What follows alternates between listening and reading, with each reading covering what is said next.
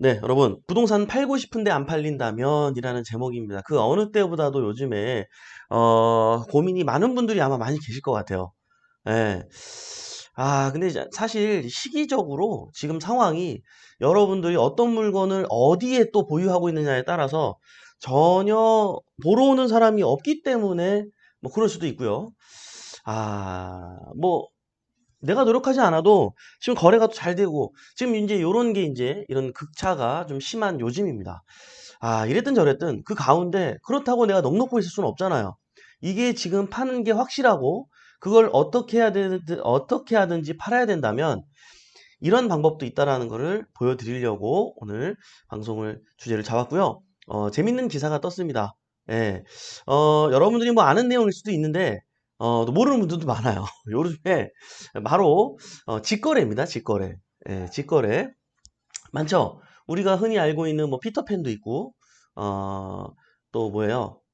뭐 요즘에는 좀 놀라운 거는 당근마켓에서도 직거래 그 창이 따로 생길 정도로 오, 그렇게 많이 이제 중개인을 통해서 하지 않고 옛날처럼 가격만 조율이 잘 된다면 개인 간에도 거래가 되고 그리고 개인별로 이게 적극적으로 나도 내놓고 싶은데 나는 가격 조정을 할 마음이 있는데 이게 참 내 마음 같이 또 중개사님들이 이래주면 좋은데 이게 뭐 중개사님들 입장에서는 수수료를 조금 버는 일이잖아요.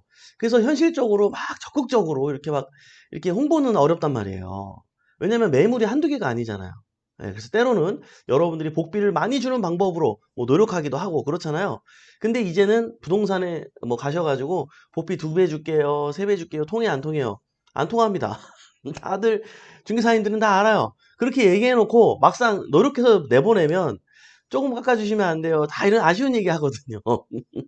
물론 시원하게 주시는 분도 있는데, 근데 사실은 여러분이 이미 두세 배는 통하지 않는 이유가 왜 그럴까요? 예. 다 두세 배라고 얘기하라고 유튜브에서도 얘기하고 다 그러니까 어떻게 안 통해. 예, 두세 배는 그냥 누구나 이제 위급할 때는 뭐 두세 배라고 얘기해도 아니 사람이 안 오는데 어떻게 제가 두세 배 팝니까? 두세 배여도 제가 어떻게 하겠습니까? 이게 현실이란 말이에요. 그러니까 두세 배 얘기해봤자 시큰둥해요 표정이. 여러분 느껴보셨겠지만 그죠? 그 아예 줄래면은 제대로 한 1,000만 원 주든가. 예? 이해되세요 여러분? 시원하게. 예. 그러지 않고서는 쉽지 않다. 왜냐면 이게 그 분양 빌라, 분양 상가 이런 거 하시는 시행사들이 그렇게 중개사님들이 중개해 오잖아요. 막 안 팔리면 1,000만 원, 2천만 원, 3천만 원도 줘요. 연결해 오면. 예? 그러니까 여러분들이 아무리 뭐 두세 배 줘봐야 뭐 200만 원, 300만 원, 400만 원인데 그 재미가 있겠냐고요. 그런 거부터 소진하고 여러분 걸 하고 싶어 하겠죠. 여러분이 중개사님 입장이어도 마찬가지 아닐까요? 근데요, 아파트 시장은 투명합니다. 아파트 시장은 뭐 인터넷에 정보가 너무 많고 그냥 수리한 집 얼마 안 한 집 얼마 그냥 빠네. 중개사님한테 복비를 많이 줄 필요도 없어요. 어떤 뭐 중개사님 뭐 특별히 노력할 수 있는 부분이 없어요, 사실. 아파트는. 예. 그냥 여러분이 그 동네에 나온 매물 중에 가장 싸게 내놓으면 거래돼요. 이해되시나요? 그죠? 그러나 빌라라든지 이런 것들은 상황이 다릅니다. 또 오피스텔, 지식산업센터 이런 건 상황이 달라요. 왜요? 외부인들이 이게 공실이 뭐가 공실이고 이걸 몰라. 지금 이게 창문이 없잖아요. 이게 뭐라 그래야 돼? 그거 내가 언제 다 돌아다니겠어요. 그냥 빈집 보여달라 그래서 그냥 보여주면 그게 단순하잖아요. 예. 그러니까 그런 거는 복비를 좀 더 주시는 분 물건을 아무래도 중개사님들이 먼저 보여준단 말이에요. 예. 그러니까 남들 두세 배 준다 그럴 때 여러분 확실하게 시원하게 1,000만 원, 2천만 원 그냥 그냥 뭐 지금 당장 현금화 하는 게 중요한 사람 입장에서 그게 뭐 중요합니까? 이해되세요? 그러니까 각자의 입장을 이해하고 여러분들이 접근한다 그러면 이런 것들은 굉장히 여러분들 효율적으로 바뀔 거예요. 내 주변에 물건이 100개가 있어도 사실 내 거 먼저 나간다. 예. 예, 이게 여러분 그러니까 안 나가서 안 나가는 게 아니라 이게 그거 조금 아끼려다가 1년 지나고 2년 지나가 버리면 누구만 손해야? 나만 손해야. 나만 손해예요, 여러분. 현명한 판단을 통해서 그렇게 한번 고민하면서 접근해 보는 것도 좋은 방법일 수가 있고요. 그다음에 이런 게 있어요. 어, 이게 내가 이사 가려고 마음을 먹고 있지 않았는데 뭐 장롱 사려고 아니면 뭐 세탁기 사려고 당근마켓을 열었어. 어? 근데 우리 동네 매물이 나왔네? 어? 나 우리 집 2억에 여기 지금 투룸에 있는데? 어? 저기는 2억인데도 지금 3룸이야? 심지어 연식도 우리보다 좋네? 아, 여보, 절로 이사 갈까? 이게 된다니까요? 그러니까 예상치 못한 곳에서 갑자기 부동산이 딱 떠버리니까, 어? 이거, 잠깐만. 이런 게 가능하다니. 이게 유도가 가능하다니까요? 자, 부동산에 내놓는 거는 그런 사람들이 오는 사람들의 한도 내에서 광고가 되어지는 거잖아요. 근데 당근마켓은 불특정 다수 그 동네에 있는 사람들한테 이게 전달이 된단 말이에요. 여러분 가끔 보셔서 아실지 모르겠는데 이런 게 있어요. 그 본인이 차가 없어도 되는 거야. 예, 근데 오피스텔 살면서 밑에 주차장이 하나 남아. 주차장이 하나 남아요. 그럼 그거를 당근마켓에 올리더라고.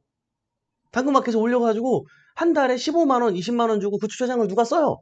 그걸 사용하는 사람은 멀리 살지만 이 동네에 직장을 가지고 계신 어떤 이제 그 분이겠죠.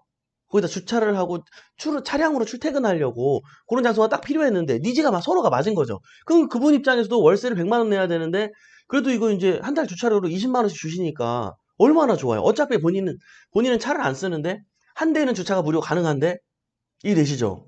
어. 그리고 저희가 사무실이 교대에 있잖아요.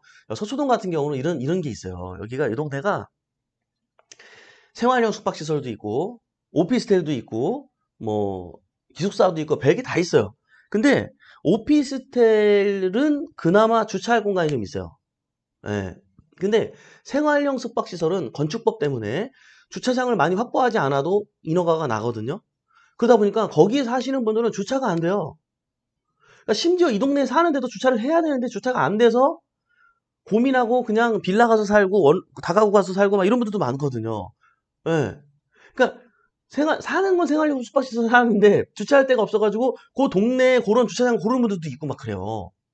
그리고 몰랐다가도 당근마켓 보다가 나도 여기다 의뢰해야 되겠다 막 이런 상황들이 벌어진다니까. 그러니까 그런 숨어 있는 손님들을 유도해내기 위해서는 그냥 여러분들이 중개사님들한테만 맡길 게 아니라 여러분들이 이런 당근마켓이라든지 이런 데도 좀 적극적으로 내놓을 필요가 있어요. 자, 그러면 이거를 내놓을 때에도 이렇게 효율적인 곳에 내놓을 때에도 좀 주의할 점들이 있는데 어떤 것들이 있는지 자료만 이렇게 보시면서 말씀 나눠볼게요. 그 어떤 기사였는지. 자, 네, 요즘 당근마켓서 아파트 구한다. 부동산 직거래 주의할 점 해가지고 나왔습니다. 네, 중고거래 시장에서 인기를 얻고 있는 당근마켓이 최근 부동산 직거래라는 카테고리가 생겼다. 지역 거래를 기반으로 커뮤니티를 활성화하다 보니 자연스레 지역 내 부동산 등 다양한 상품에 대한 직거래 수요가 많아졌고 그중 부동산 직거래 서비스를 더 확장한 것으로 보인다. 당근마켓뿐만 아니라 네이버 카페 등 최근 부동산 직거래 서비스를 제공하는 업체가 늘어나고 있다. 부동산 직거래 장단점과 주의해야 할 점에 대해 알아보자. 좋은 기사 내용이죠. 장단점도 알아야 되기 때문에 근데요 저는 당근마켓을 좀 추천하고 싶어요. 왜냐면 네이버나 이런 데 이제 들어가 보면은 다른 이제 직거래 사이트는 일부러 내가 그 목적을 가지고 들어가잖아요. 당근마켓은 여러분 이용해 분들은 알겠지만 어떤 시스템이죠? 내가 이제 뭐 물건을 뭘 사고 싶어 그러면 내 동네 위치를 기반으로 해가지고 주변의 어떤 매물들을 관찰할 수 있잖아요. 예. 근데 이사를 보통 주변으로 다녀요? 멀리 다녀요? 주변에서 이사하는 경우가 꽤 많습니다. 예? 자, 그렇다 보니까 이 어떤 이게 실용적인 측면에서는 효율적인 면에서는 어떤 불특정 다수를 끌어들이는 마케팅적인 요소에서 볼 때에는 요 당근마켓이 그런 용도에서 굉장히 좋겠다. 예. 다른 사이트랑은 좀 다르다, 상황이. 자, 과거 부동산 직거래는 가격이 급등하는 시기나 다주택자의 중과세를 피할 목적으로 가족 등 특수관계인 간 증여성 거래인 경우가 많았다. 참고로 정부에서는 부동산을 주변 시세보다 지나치게 낮은 가격으로 팔거나 반대로 비싸게 사더라도 편법 증여로 간주해 과태료를 부과한다. 맞아요. 이제 저희도 이제 그 종부세라든지 이런 것들 때문에 또 법인으로 보유했던 것들을 규제책 때문에 정리하는 과정에서 요렇게 이렇게 약간의 편법을 통한 증여라든지 뭐 이런 것들이 많이 이루어졌는데 요런 것들도 사실 녹록치는 않은 게 잘못하게 되면은 과태료가 이렇게 좀 나오기 때문에 시세보다 약간 싸게 하는 건 좀 몰라도 많이 싸게 하면은 요게 이제 적발이 되는 경우들이 왕왕 있습니다. 그러다 보니까 사실 요런 것도 참 신경 써야 되는 게 요즘인데요.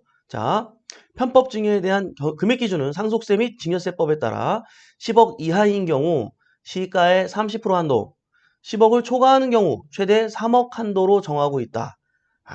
이게 비싸죠, 여러분. 예를 들면 시세가 9억인 아파트를 6억 3천만 원 미만으로 거래하거나 시세 12억 원인 아파트를 9억 원 미만으로 거래할 경우 편법 증여로 간주될 수 있다. 그러니까 요 얘기는 뭐예요? 30% 한도 안에 언저리에서 여러분들이 탄력적으로 하는 건 우리가 좀 정부에서 봐줄게. 세무당국에서 봐줄게. 근데 그 이상은 너무하잖요. 그래요, 안 그래요? 이제 요 얘기죠. 그죠? 자, 이처럼 과거에는 그러니까는 여러분들 그 이상은 줄이지 말아라 라고 얘기하고 싶어요. 그래서 이처럼 과거에는 주로 특수관계인 간 증여성 거래로 직거래가 활용되었다면 최근 부동산 직거래가 활성화되고 있는 주요 요인으로는 부동산 거래 침체와 중개 수수료 절감을 들 수 있다. 부동산 매수 심리 악화로 아파트 거래량이 급감하면서 매도인들이 상황에 맞게 집을 팔 수 없게 되자 지역 중개업소 외에 매수인을 찾을 수 있는 직거래 카페나 앱에 직접 매물을 올리게 되고 직관적인 화면과 빠르게 매수인을 찾을 수 있다는 입소문 덕분에 관련 분야가 더욱 활성화됐다. 또 부동산 직거래 시 중개 수수료 절감을 할 수 있는데 공인중개법상 주택 매매 거래 시 중개 수수료율은 아래의 표와 같다. 15억 원 아파트를 직거래할 경우 1,050만 원의 중개 수수료를 아낄 수 있다. 예. 15억이면은 한 1,050만 원 줘야 되는데 이걸 안 줘도 된다라는 거죠. 그러니까 여기에다가 제가 플러스로 여러분께 팁을 하나 더 드리자면 요런 게 있어요. 맘카페 있죠. 요즘에 아파트에 맘카페 없는 데가 없죠. 음. 근데 이 맘카페가 나쁘지가 않은 게 만약에 그 아파트 단지에 평형대가 여러 개잖아요.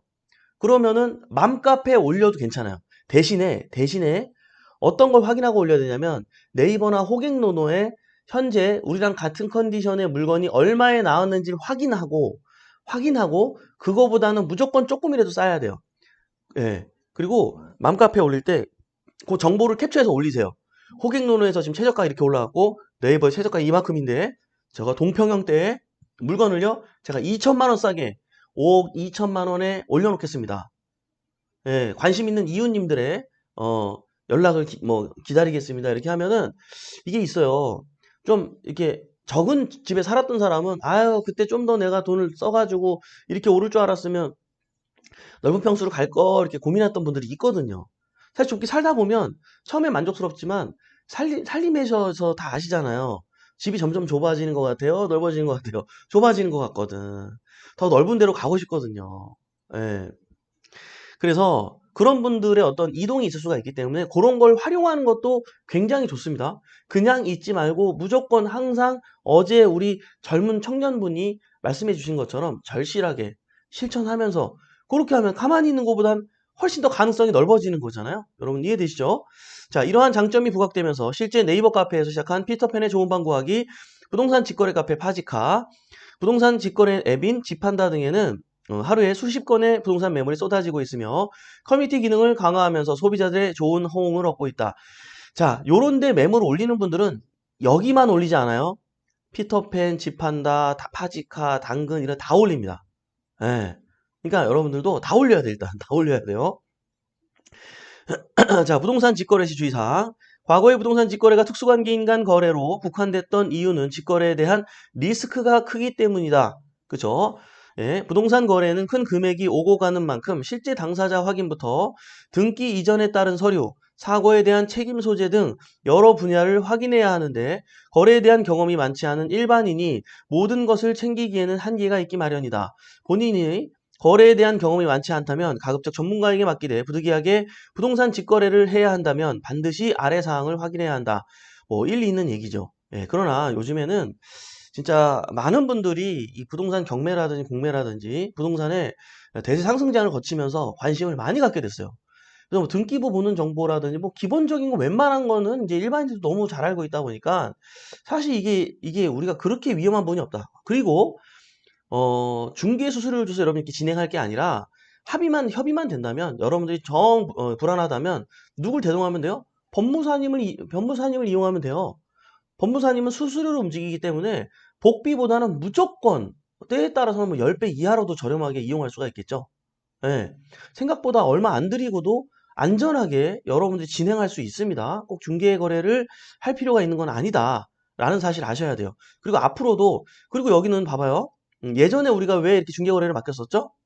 예, 사고에 대한 책임 소재 등 여러 분야를 확인해야 하기 때문에 뭐 이런 것들이었는데, 여러분들이 그동안 뉴스를 봐서 알겠지만 뭐 책임을 지던가요? 뭐 1억 보증보험 들었다고 하는데, 그게 그래서 여러분들 보장 받은 거 있어요? 없어요.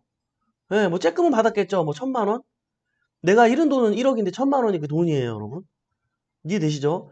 지금 그러니까 이게, 이것도 문제예요. 그러니까 중개인들이 전국에 너무 많다 보니까 정부에서도 뭔가를 강압적으로 이거 좀 바꾸려고 해도, 이게 다 이렇게 기표권이 있는 자들이잖아요. 그다음에 이게 안 되는 거예요. 못 바꾸는 거예요. 이 정말 그래요. 이거 참 우리 또, 예, 우리 중개인님들도 많이 보시기 때문에 제가 지금 조심스럽기는 한데, 바뀌어야 되는 부분이 정말 많습니다. 예, 진짜 마지막에 전입신고 할 때까지만 등기랑 다 확인만 시켜주면은 진짜 이거 아무것도 아닌데. 그죠? 여러분, 어쨌든. 자, 당사자의 인적사항 확인. 거래 당사자의 진위 확인은 부동산 거래에 있어 가장 중요한 사항이다. 특히 매수인보다는 매도인의 인적사항 확인이 중요하다. 신분증을 확인하고 매도인 명의의 은행계좌에 입금해야 법적 효력을 주장할 수 있다. 주민등록증 진위 여부를 확인할 수 있는 방법은 ARS 전화 1382와 정부 24 사이트. 굉장히 중요한 내용이죠. 그죠? 요거 확인해야 돼요, 여러분. 예, 이런 것도 위조할 수 있잖아요. 그죠? 근데 물론 드물어요. 드물지만 세상에 여러분 경매당할 줄 알고 경매당하는 것 같아요? 드문데 당한 거예요. 예? 항상 확인 또 확인. 주민등록증의 진위 확인을 통해 가능하다. 운전면허증도 경찰청 교통민원 24 사이트에서 확인이 가능하다. 아셨죠? 운전면허증도 당연히 신분증으로 간주가 되지만 교통민원 24 사이트에서 확인이 가능하잖아요. 은행 계좌도 매도인 계좌인지 꼭 확인한 후 계좌 이체를 통해 거래 기록을 남겨두도록 한다. 공적 서류 확인. 공적 서류에서 우선 살펴봐야 하는 서류는 등기부 등본. 등기부 등본은 크게 표제부, 갑구, 을구로 나뉜다. 이런 거 많이 들어보셨죠? 근데 여러분들 이런 건 있어요. 등기부를 아직 볼 줄 모르는 분들도 많이 계신 걸로 알고 있거든요. 예, 저도 사실 진짜 아무것도 모를 때는 등기부를 봐도, 뭐 설명을 들으면서 봐도 뭔 말인지 하나도 몰랐어요. 예. 그러니까 시간이 필요해. 그러니까 무조건 도전하시고 접근하시고 보다 보면 는다. 알게 된다. 예, 갑구의 실소유자와 계약자가 일치하는지와 을구의 근저당권이나 압류 등 제한 사항이 있는지 확인하는 절차가 필수다. 이거 진짜 필수예요. 잘 모르겠으면 몰라도 괜찮아요. 저 아까 얘기했죠. 누구한테 얘기하면 돼? 법무사님한테 의뢰하면 돼요. 다 확인시켜 줍니다. 예. 자, 수수료 좀 주면 되는 거고요. 자, 여기서 주의해야 할 사항은 본 계약 직전 중도금 납부 전 잔금 당일에 걸쳐 여러 번 등기부 등본을 발급해 확인해야 한다는 점이다. 최근 전세 사기 등 부동산 계약에 대한 범죄가 성행하면서 계약 후 잔금 이전까지 소유권이나 저당권에 문제가 발생할 우려가 커졌기 때문에 꼭 주의해야 한다. 등기부 등본은 인터넷 등기소를 통해 열람 및 발급이 가능하다. 뭐 700원이면 하거든요. 네, 그래서 여러분들 마지막에 요약본까지 보시겠습니까? 라는 거를 클릭하는 게 있어요. 꼭 그냥 요약본을 클릭하세요. 그리고 마지막 페이지 가서 마지막 한 번만 보세요. 예, 앞에 뭐 빨간 줄 거 있고 어떤 거 안 거 있고 막 그냥 여러분들 보면서 헷갈릴 거예요. 잘 모를 거예요. 그냥 마지막 페이지에 딱 요약본이라고 딱 나와 있는 게 있거든요. 보통 한 페이지에 있는데 많아요. 2페이지. 거기에 있는 권리가 여러분들이 인수사하게 될 수 있는 부분이기 때문에 그것만 큰 문제가 없는지만 확인하면 돼. 아무것도 아니에요. 사실은. 자, 다음으로는 건축물 대장과 토지 대장을 확인해야 하는데 매매계약서상 건물 면적, 대지권 지분과 건축물 대장, 토지 대장상 면적이 동일한지 확인하자. 예, 요게 동일하지 않으면 보통은 행정상의 문제로 동일하지 않은 경우들이 있어요. 그래서 지자체에 전화해서 확인하면 이런 것들 예, 뭐 그러네요. 예, 이거 알려주시면은 수정해 드리겠습니다. 정정해 드리겠습니다. 예, 신청하세요. 보통 이렇게 안내 받을 수 있어요. 예, 그래도 여러분들이 혹시 어떤 다른 큰 문제가 있을지 모르기 때문에 이게 일치하는지는 확인을 해야 되잖아요. 요것 또한 여러분들이 잘 몰라도 돼요. 볼 줄 모르잖아요. 어차피. 몰라도 돼요. 법무사님한테 얘기하면 알아서 다 확인해 줍니다. 자, 대상물이 연립주택이나 단독주택일 경우 건축물 대장에 위반 건축물 표시가 있는지 확인해야 한다. 그죠? 당연히 이런 것도 이제 법무사님한테 여러분들이 포인트만 딱딱딱 물어보면 되겠죠? 자, 건축물 대장과 토지 대장은 정부24를 통해 확인이 가능하다. 네, 그냥 정부24 가서 그 회원 가입을 일단 해야 돼요. 공인인증서로 로그인을 해가지고 그러니까 공인인증서 등록이 돼 있어야 돼요, 노트북에, 요거는. 네, 그래서 건축물 대장하고 토지 대장 띄면 나오거든요. 예, 그렇게 해서 확인이 가능합니다. 현장 확인. 중개업소를 통해 거래를 진행할 경우 공인중개사는 의뢰인에게 중개 대상물 확인 설명서를 통해 중개물의 상태와 면적 등 기본적인 사항과 현장 하자와 같은 정보를 서면으로 제공하고 있다. 하지만 부동산 직거래를 할 경우 매수인이 직접 확인해야 하므로 거래 전 현장 답사가 필요한데 현장에서 대상물의 누수나 결로 여부, 채광, 방음, 주변 혐오 시설 등을 확인하고 하자가 발견되면 매도인에게 하자 보수나 금전적 보상을 요구해야 한다. 이 부분이 중요합니다. 예, 사실. 그래서 보통은 특별한 문제가 없는 경우가 많지만 그래도 반드시 여러분 현장에 도착해서 이런 거 확인을 해야 되는데 요런 거는 사실 여러분 주변에도 가족 중에도 이렇게 집을 사고 팔고 아니면 전세로 살아보고 월세로 살아보고 이렇게 이사를 많이 다녀보신 분들이 있어요. 아무래도 우리 인생 선배님들이시겠죠? 그분들하고 함께 대동해서 확인을 한다 그러면 충분히 이러한 부분은 확인이 가능할 거예요. 그리고 한 가지 더 반드시 그 옆집이나 윗집이나 아랫집에 계신 분들하고도 이렇게 이번에 이사 오게 된 사람인데요. 이번에 이 집을 이제 사게 된 사람인데 하면서 좀 여쭤봐도 될까요? 살기 불편하지 않으세요? 뭐 이렇게 나중에 여러분이 한번 이렇게 인터뷰를 통해서 확인은 좀 해볼 필요가 있어요.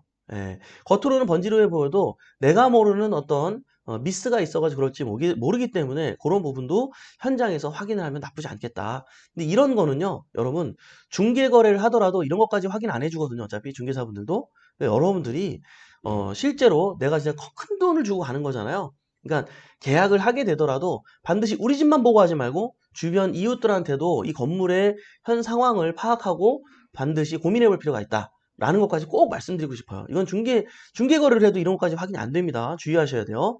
자, 기타 확인사항. 그 외에도 부동산 매매 계약 시 주민등록 등초본과 매도용 인감증명서는 잔금일 기준. 이게 인감증명서가 여러분 그냥 인감증명서가 아니고 매도용 인감증명서가 따로 있어요, 여러분. 우리가 모든 서류를 인터넷으로 다 발급받을 수 있는데 인감증명서만은 사람이 직접 동사무소 가가지고 행정복지센터인가요, 요즘에? 그죠? 이게 그 이거 뭐야, 지문 인식을 해야지만 발급해 주잖아요. 아시죠, 여러분? 나머지는 요즘에 인터넷으로 다 발급돼요. 인감증명서만 안 돼요. 근데 이게 매도용이면 매도용 인감증명서를 따로 꼭 동사무소 발급받아야 돼요.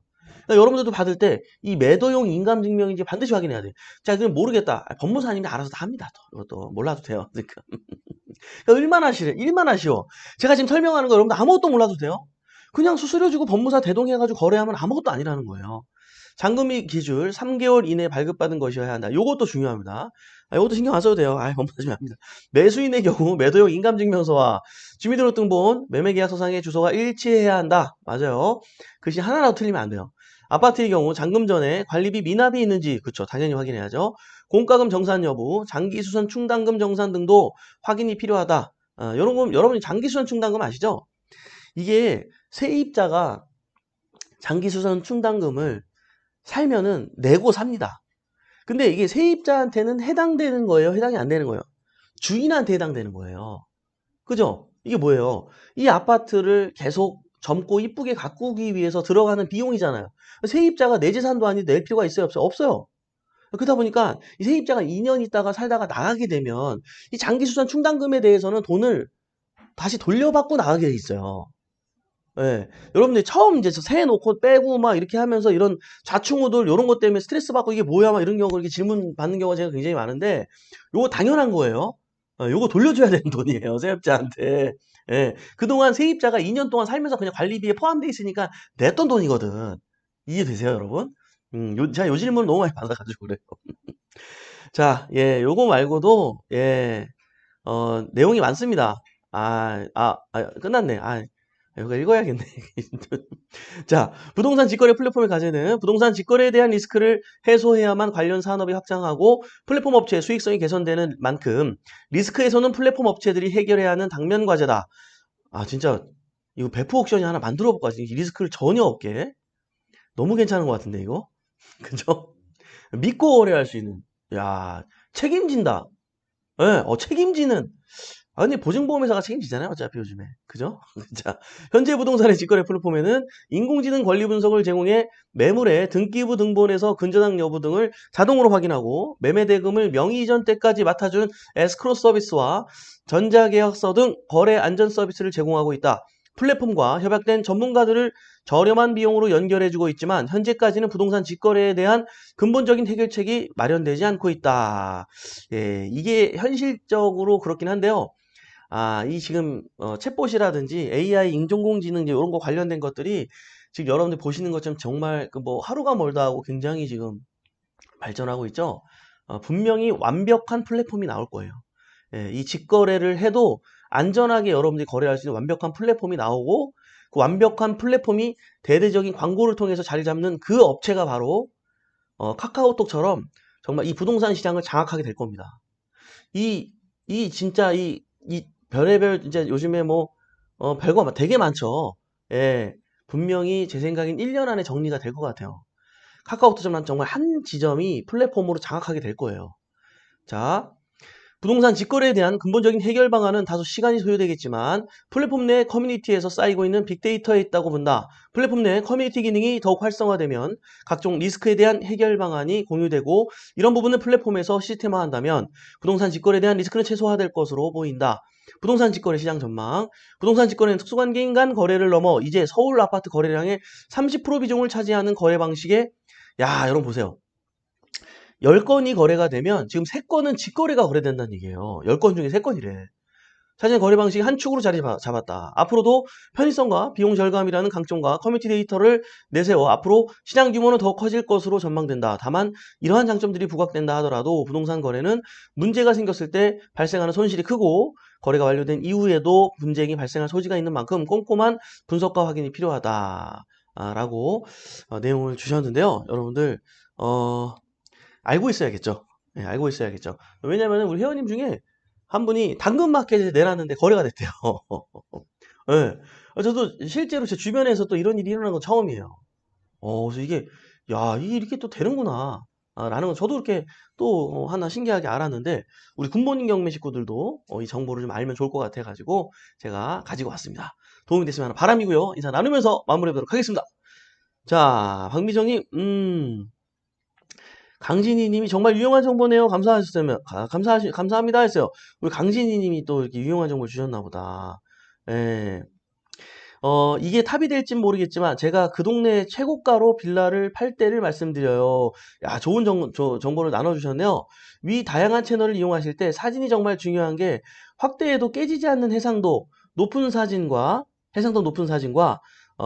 주부들을 위한 디테일 인테리어 설명을 넣었더니 정말 연락이 많이 왔었어요.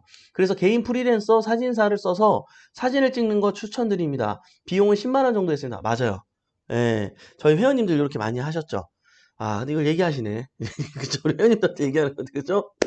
자, 이게 왜 그러냐면, 대부분, 부동산에 매물을 내놓을 때, 얘기하시니까 제가 얘기하셨으니까. 부동산 매물을 내놓을 때 그냥 안 내놔요. 저희가 어떻게 해요? 편지를 씁니다. 새로운 주인을 맞이하는데, 우리 집을 얼마나 이렇게 정성스럽게, 고귀하게 우리가 팔고 싶은지, PPT를 만들 정도예요. 예. 얘기하니까 얘기하게 됐는데, 자, 사진도 잘 찍고요. 어디에 어떻게 이렇게 디테일이 있고, 이렇게 활용하면 너무 좋고, 예, 이렇게 해서 저희 집이 이 집을 통해서 2년 동안 있는 동안 자산이 3억이 늘었고, 저는 또 우리가 아들도 출산하게 됐고, 뭐 꼭 아들을 지금 아들, 딸 저기 하는 건 아니에요. 그죠? 딸만 있는 집은 또 아들 출산하기 대박이잖아.